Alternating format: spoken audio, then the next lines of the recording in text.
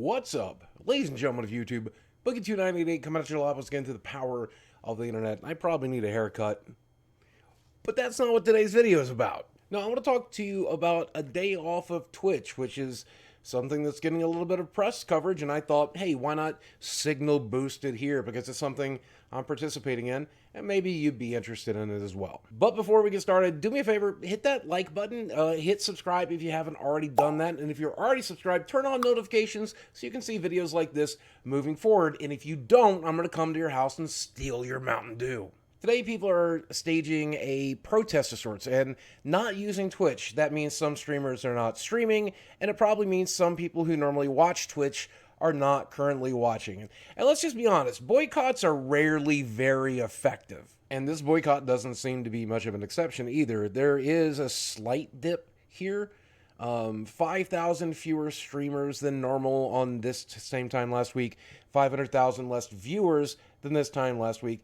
That's a significant drop, but it's definitely not something that's going to make or break the platform. But when you're trying to impact a company like Twitch, which is owned by Amazon, hitting the bottom line is never the purpose anyway. The purpose is getting the news to talk about it, getting YouTubers to talk about it, hopefully someone like you to care about it. And all of this is in response to what is known on Twitch as a hate raid. And if you've ever been on Twitch, you'll know that raiding exists and is actually designed to be a very cool thing, where every night when I finish my live stream, for example, I pick a creator with under 100 viewers and I send 200, 300, 400 viewers there to meet them for the first time, to hopefully follow, donate a couple of bucks, let them know that their content is worth viewing, and maybe make a fan. And I think that's amazing. I'm so glad Twitch has that option. But if you give a tool to the internet, they're probably going to use it for evil. Someone out there is going to find a way to abuse that tool and do something horrible with it, which is what has happened here.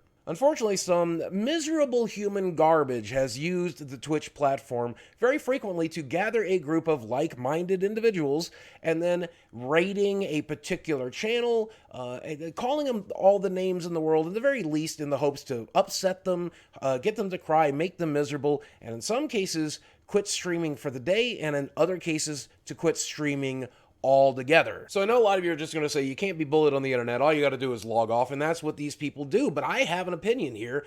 I believe you shouldn't have to log off if you don't want to. I believe that you should be allowed to continue to stream, continue to live your life, continue to use the internet just like everybody else. And just because you've been targeted by one of these pieces of human filth doesn't mean you shouldn't be allowed to do the thing that everyone else gets to do. And just like you would expect from these types of people, they tend to pick the same targets they've always picked. Marginalized groups, people of color, LGBTQ, trans people, so on and so forth. And if you're sitting there thinking, well, it's not going to happen to my favorite streamer then because he's not part of a marginalized group, or it's not going to happen to me because I'm not part of a marginalized group, I can assure you, last I checked, my skin is pretty white, and I've received hate raids as well. So if you decide to stream on Twitch, or you decide to watch somebody you love on Twitch, they can end up dealing with this just the same. So according to this article, Twitch has promised that fixes are forthcoming, but in the meantime, streamers are left to contend against hate raids with themselves. And here's the thing, there are tools that have been developed by people like Streamlabs that you can use in the hopes of stemming these tides when they happen.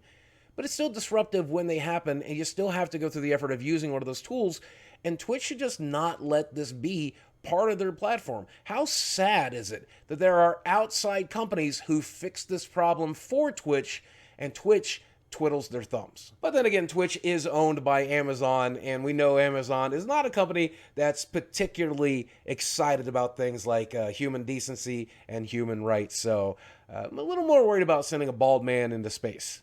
I mean, at this point, I personally have made Twitch hundreds of thousands of dollars, and they take 50% of all of the money I make on that platform. That's true for every creator, unless they have a special contract and they're playing favorites with them. With that kind of money, they should be able to develop these tools if an outside company like Streamlabs can develop these tools. I mean, right now, people are more divided than ever, and because of this type of division, we're seeing actual violence in the street. So if you're streaming from your home using a platform that is worth $5 billion, a company that is owned by Amazon, you should probably have the tools that you need to keep yourself safe.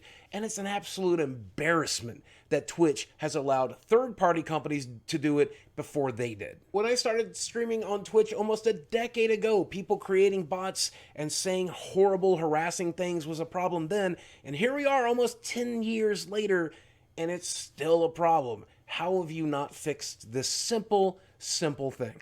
But that's my opinion. I could be wrong. I'd love to hear your opinion down there below. As usual, while you're down there, if you enjoy these videos, drop a like on it. This is getting close to video game related content. I hope you enjoy this type of news update. It was important to me because it's something that's affected me and affected people I love, so I was glad to talk about it. And if you enjoy it, let me know. As always, guys, thanks for watching. I love you very much, and I will speak with you again soon.